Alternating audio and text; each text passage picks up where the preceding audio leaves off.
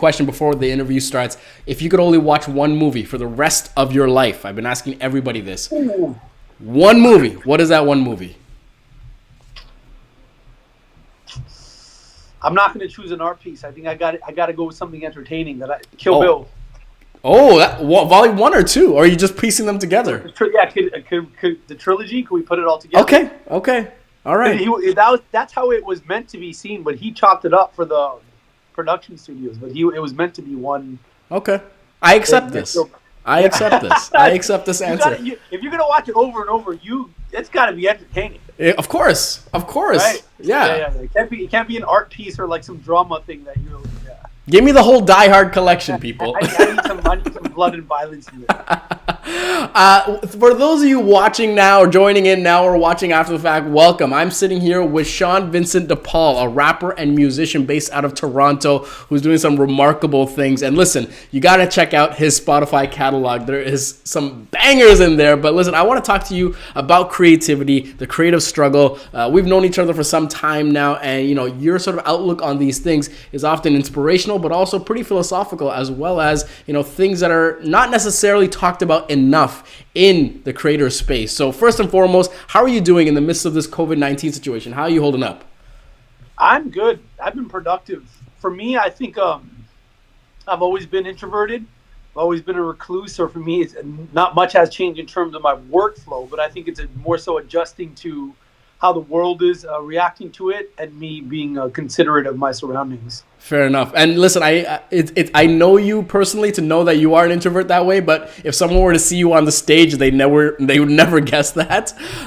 We'll talk to a tour. You were on tour. We'll talk about that later. But first, I want to talk about this. This past week, you did a crazy thing, and really one of the things I've never seen before. You released some music from your vault that was never heard before, and you did it in a 24-hour Instagram live stream where you were on Instagram Live for 24 hours straight. And you mixed in some visuals, you mixed in music, you had guests. It really was Truman Show-esque. I got to ask you, what were you thinking? What was sort of the end result of this all? And, what were your aspirations for this experience? I think first, like you said, it started with just how do I release unreleased music during this time? Because I was just like, if I'm going to release unreleased music at any time, it would be now is a great time. Everyone's at home. I can just see how they respond. And then I started shooting some videos with my iPhone. And it gradually evolved into me forming this character and then just shooting 8 videos all on my iPhone. And essentially just mini music videos that would last only in the Instagram world. So 1 minute vertical videos. And then I was thinking about how to release this. And because the streaming thing has blown up since this whole quarantine thing has started, I noticed a lot of people are streaming more. A lot of people are just looking for things to watch. And I haven't quite delved into the streaming world before. I may have streamed once or twice before. And I looked at this as an opportunity, is how do I dive into this world and just throw myself in there? So it was partly a performance art project where I was very inspired by the Truman Show, where I was like, well, let me just go online 24 hours, share myself doing essentially nothing but talking to people, but also kind of dive into the streaming world and study it, see how it differs from just posting something. Right. It was like super eye-opening to me, because that was the first time that I think I was essentially not creating is not the right word, but I was exploring with the audience at the same time. So we were both like, they were giving me feedback live. So I would be like, hey, what should I call this? Yeah. I would get immediate responses. Usually the way I make art is I lock myself in my studio, make the art, present the art. But now I was here talking about like, hey, if I have a live show, what should I call it? You guys like this song? You know what I mean? It was direct response. And I was like, that was so fascinating for me. But yeah, it was just a test, my endurance, a performance art. There's also this artist, Marina Abramovich, who I'm very inspired by. And she does a lot of cool performance art, things like that. So I just decided to make it a performance art based thing. And study streaming at the same time.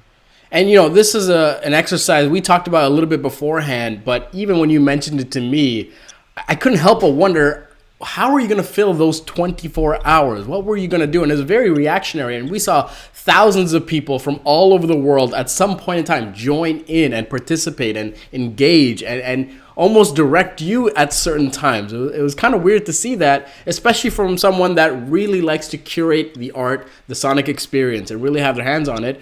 What was one thing that you took away from it that you think will help you, in your future creative journey? Like what you just said, I think it's because I'm so used to being hands-on and always controlling the narrative, controlling the direction, controlling the creative direction. Right. With this, I think this is an opportunity where I could essentially create with the audience. So we could create a show. Before, I was thinking I want to do this live show every day, and in my head I'm like, okay, I got to get this properly done. But then I realized, well, there's something exciting if I just create the show with the audience. It's essentially like being like, what should we call it? It's essentially the audience are also producers of this now. Yeah. So we can create things and they have a say in it, and then I'm taking that and building it.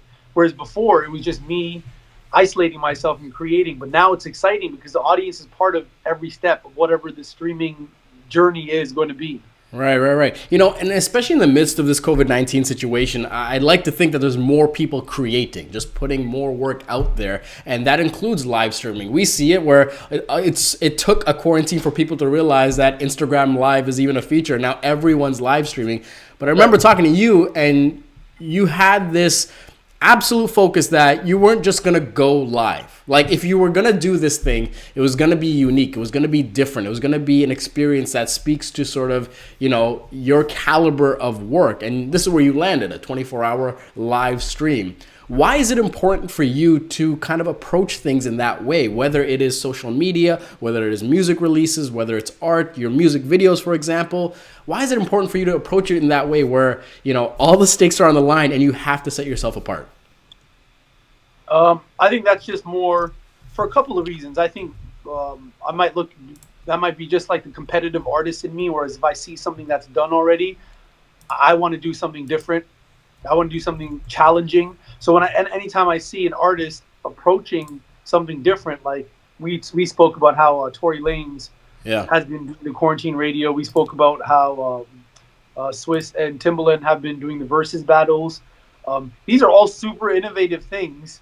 And as an artist, I have to think about how could I contribute to this conversation in my own way rather than doing what everybody else is just doing. Right, you know what I mean? Right. I think I think people expect that of me. I think if I were to do something that's already been done, I would be selling my audience short a little bit. So for me, I had to approach it, and how could I contribute to this conversation about new technology, and by new, I mean relatively new, right? Of just streaming, and just the conversation of what we're doing during this quarantine. How could I contribute to it in a different way and in my own unique way? That's it. That's always been important to me, to be original. Right. So if we can kind of stretch that a little bit, what would you tell to people, to creators specifically in this time, to sort of approach things with that sort of higher stakes? I think one of the things is being kind of cooped up, and we talked about it yesterday with our guests, is that, maybe your boss is not watching you, or maybe you just have the luxury of time and resources that you don't have to push yourself as hard. And, we might be here for a few months longer. And in that setting, we might be taking a little bit easier on ourselves. We might take our foot off the gas. What would your advice be to people to sort of, raise the stakes a little bit and kind of approach this as an opportunity that they don't want to squander? I think it's detrimental to your own evolution to make yourself uncomfortable. For me, that's what it was. It was, I hadn't had much streaming experience before. So I'm like, what's the best way to make myself the most uncomfortable I can? Well, I'll throw myself in for 24 hours straight, have no idea what I'm going to do. It was just a roller coaster. And I feel like, aside from the streaming, I feel like you have to put yourself in uncomfortable positions, try new things, because that's when you really feel yourself evolve. Right. If you continue to only follow a path that you're comfortable with and that you feel safe with, you're probably not going to evolve that quickly, or you're not evolving at all. You're now become comfortable. Right. and comfort is not necessarily a great thing for artistic growth. So I think that's what Mm. it was. It was about how could I evolve artistically, and that a lot of it has to do with just being uncomfortable. That's remarkable. I feel like that we should put that on a billboard or something, right? I mean, and we talked about this before. That sometimes comfort, it begets stagnation and calcification almost of the creative muscles that people have, right? That's amazing, man. And Right. this whole exercise, for a lot of people, takes a lot of planning, a lot of strategizing to do a 24-hour live stream, let alone the tech solutions involved and filling all the content. But this is coming off the heels of your first international tour. You found yourself going on tour in India, almost 8,000 miles away, 5 different countries, traveling nonstop, working nonstop. I have to ask you, what was that experience like? And going to a place like that and doing that for the first time, what did you take most from that experience?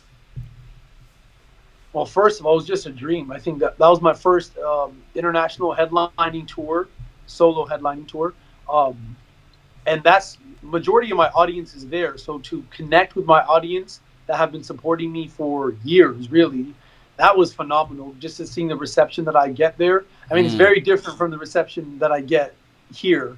Yeah. So to see that like direct comparison, I'm like, wow, like I felt a different level of appreciation, to be honest, when I was Right. there. Yeah, and I think it was just walking away with the idea of how could I continuously keep connecting with this audience that's supporting me. And I think that's where the live stream thing came to be as well. Is like now that I've left that tour and come back, how do I stay in touch with that audience? Gotcha. That's also the challenge. Is like once you leave, once you perform in a city and you leave, how do you make that audience feel like they're still connected with your journey? Right, That right, was right. a challenge when I left. Is like, how do I? Well, that came with some of the vlogs that we were doing. Right. So for people that don't know, you were there on tour Yeah. with me, and you shot the vlogs for me and edited them. And I feel like that was a great way to connect with people that couldn't be there, and they were seeing what I was doing, what the shows were like, who I was connecting with, where I was. You know what I mean? And Yeah, I feel like yeah. it was just a lot of like connecting with audiences that one to how do I prolong that relationship with people that have seen me, and how do I build a relationship with people that don't necessarily have the opportunity to see me.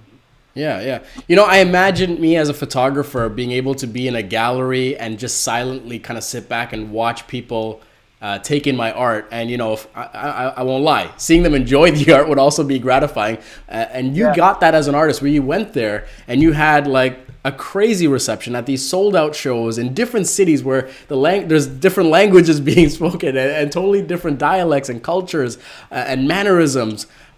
Going through that process, did you sort of realize the true potential of your music, or did you already know that? And in doing so, how do you look at your craft now?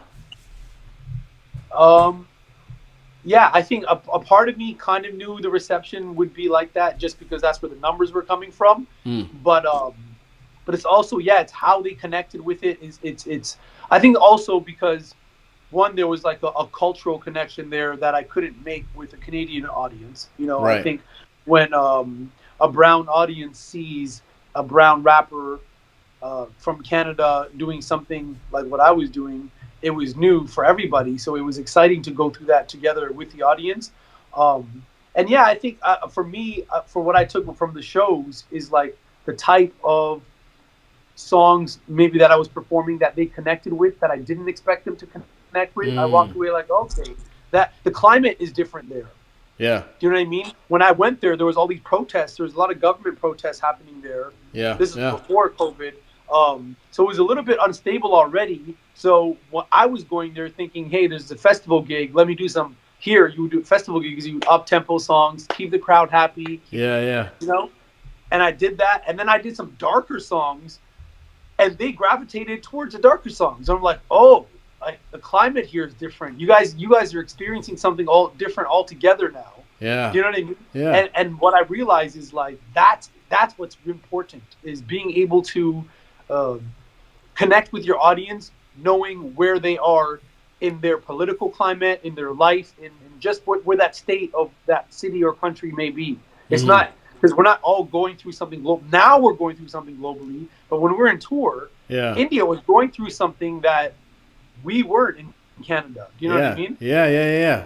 That's remarkable, man. And listen, I can go on and on about that, but I want to get to your creative, I guess, direction and the visuals and the aesthetic that you like to curate around the art that you produce, around the music that you produce. I'm actually going to throw up your music video here for people to watch. They won't be able to hear it, but again, go to YouTube, search Shan Vincent de Paul, and you can check the music videos. It's remarkable. I got to ask you, what goes into you producing a music video from a visual direction? You know, I've had the benefit of sitting with you and going over treatments, but what really goes through your mind? What do you want to sort of people to take away from a music video visually?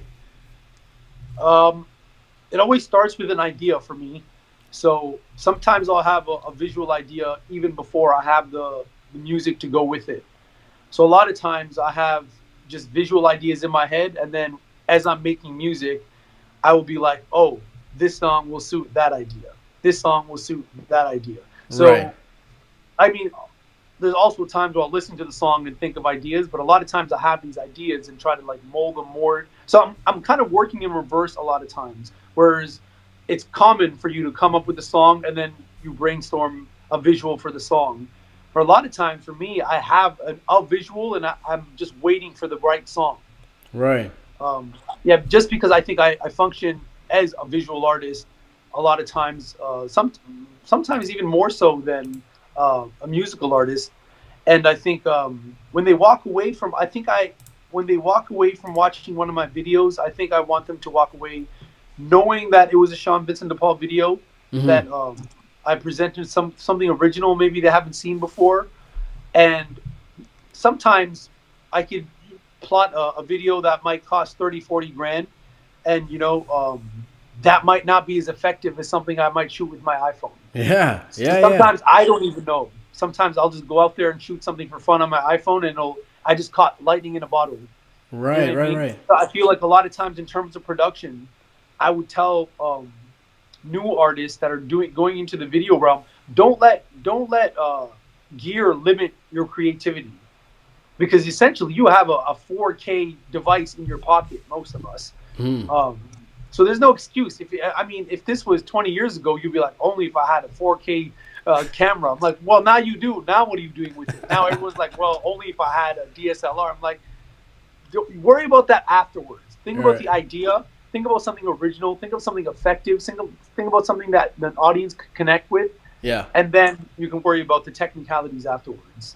Where do you sort of look to iterate? Like, sorry, I should ask the phrases a little bit better. How do you look to iterate and differentiate your work? And I think this might be valuable to creators out there, is that when you approach your content, you never want to do the same thing. Even if there is like some thematic things that people may not even realize, you want to keep it visually different, thematically different. And some of the videos we shot some music videos there that you're going to be releasing soon, very, very different than what you've ever produced before. How do you sort of curate that process? How do you sort of develop that mentality, I guess? I think it's more so just challenging myself. I think I always have to challenge myself. So I often look at, like, nobody wants to watch the same movie twice by the same director. Anytime you watch, you're expecting something new from that director. You might expect the same style, right? Maybe even the same, like cinematography or something like that. But you still want to see a new movie. You don't want to see a reiteration of the same movie that you liked before. And for me, it's always, well, I've done this concept. Well, what if I give them something that they would never expect of me? So I think I might do something like super dark, like Water, Money, Power, and then do something with my daughter, like Light. And people will be like, whoa, this is the same guy. I'm like, yeah, I'm trying to show, like, humans have a range of emotions. And a lot of times I'm trying to capture that range. That's important to me. And it's funny, you mentioned Water, Money, Power. That's actually the video I was showing them. You couldn't see my screen, but that was actually the video that I was showing people they were watching by. And again, really striking visuals. And I will encourage people to watch the song with your daughter. I teared up watching it. As a dad, I think anyone would kind of get emotional watching that experience. I have to ask you, especially in the midst of all what's going on right now, everyone's kind of going through this shared adversity. And I like your perspective on adversity, and you sort of welcome it. Can you elaborate to the audience how you view adversity in your eyes and obstacles in your eyes and your approach to that? I think if you are an optimist, which I think I am creatively, anyways, you could look at adversity and these kind of challenges as opportunities. You know, this is an opportunity. What we're going through is an opportunity for us to come together. And have we, as a society, as a culture, as a global society, I'm talking about, ever in our lifetime had an opportunity to come together like this? Could you think of a time? Because I can't. First in my experience, I have to say, Yeah, first in my I'm like, experience. this is wow. This is well because now we're not fighting each other. Now the enemy is the other, and I'm Right. like, yes, it's hard. Yes, we're going through it, but wait a minute. If the enemy is the other, this virus, we Yeah. have to come together. Yeah. And the things we can do when we come together, that's when you see the power of the human potential. Mm-hmm. That's when Mm-hmm. you really see it. Do you know what I mean? Yeah. When we're Yeah. supporting each other, when we're loving each other, when we're looking out for each other, that's when the human potential really shines. And I look at that as opportunity. And even other adversity in terms of just smaller challenges you may face in your everyday life or creative life, I think you always have to look at it as an opportunity to grow and an opportunity to evolve. And it may Mm-hmm. never feel like that at the time. At the time, you may feel like you're broke, no one's paying attention, um, Mm-hmm. and you're not making the best art you want to be making. I'm telling you, just keep creating. And once you get out of that, in hindsight, you're going to be like, oh, I needed to go through that in order to get here. Yeah. And I need to be here to get to where I really need to be. Yeah. You know what I mean? You Yeah. always Yeah. have to look at it as growth, as evolution, as a challenge, as opportunity. Gotcha, man. And you listen, anyone that would know the backstory and what you've been through, you don't get today's successes without what you've been through and really paying those checks early on in your career, right? When you look at your career moving forward, where do you look to find valuable feedback and criticism? Where does that come from for you, and where do you think others can get that from? I think it differs for everybody. For me, I think this live streaming experience has really opened my eyes into just really being in the crowd. You know, I Yeah, rarely in my career I've always been on the stage and yeah, creating essentially like the stage, but I've never been in the crowd and just talking with people and being like, hey, this is what, and I'm like, oh, this is interesting. I can get direct feedback yeah, from just being online and just chatting with people. And I feel yeah, like we're given this opportunity, this technology, and not enough of us are using it in to our benefit.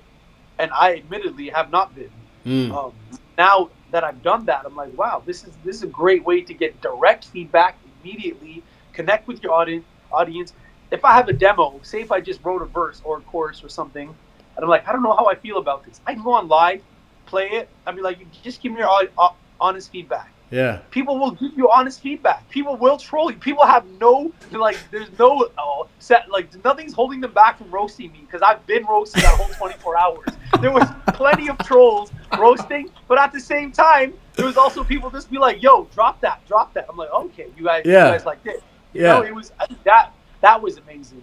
Um, and aside from the audience, I think it's important just to have your own tribe. mm, I'm lucky enough to have some incredible artists that I surround myself with, mm-hmm. and I think that's a staple for me. To always people that I look up to as people, as artists that could always give me feedback, honest feedback, constructive criticism. So I think that's important: is building your tribe that you can rely on.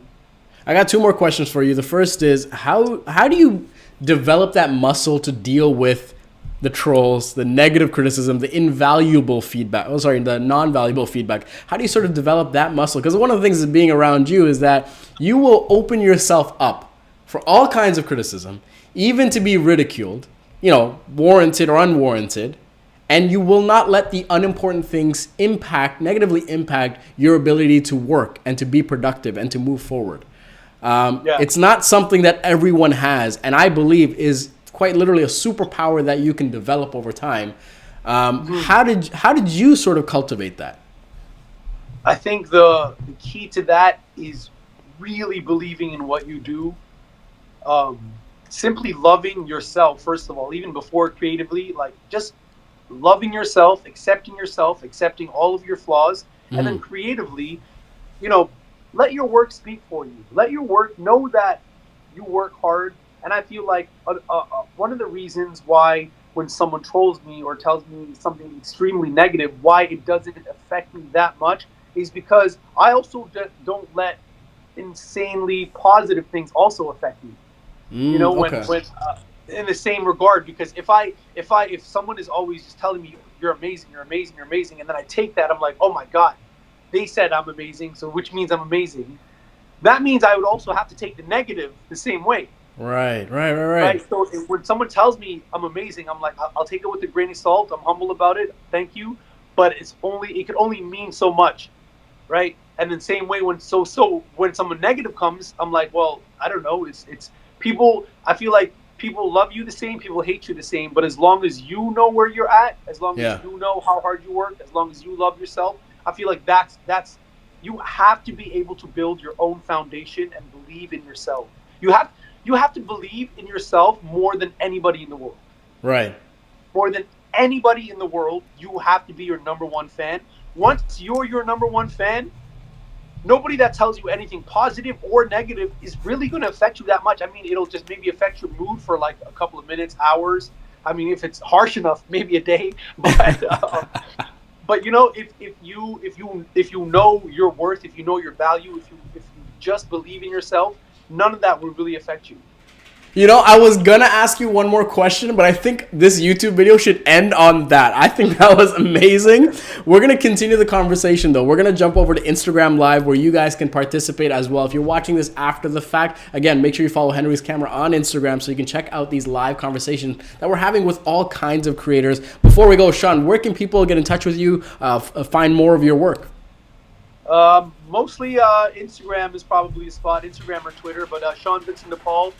Just type it in; it'll be there. But yeah, John spelled Shan and Vincent DePaul is my last name. Amazing. You see the social handle down in the lower third as well. And please go to Apple Music or Spotify, however you get your music, and check out his music. You will not be disappointed. Sean, thank you so much for your time here. We're going to jump over to Instagram, and we're going to talk about our 3-week trip in India. So that's going to be fun. Let's do it. We'll talk about it there. I'll see you guys next time.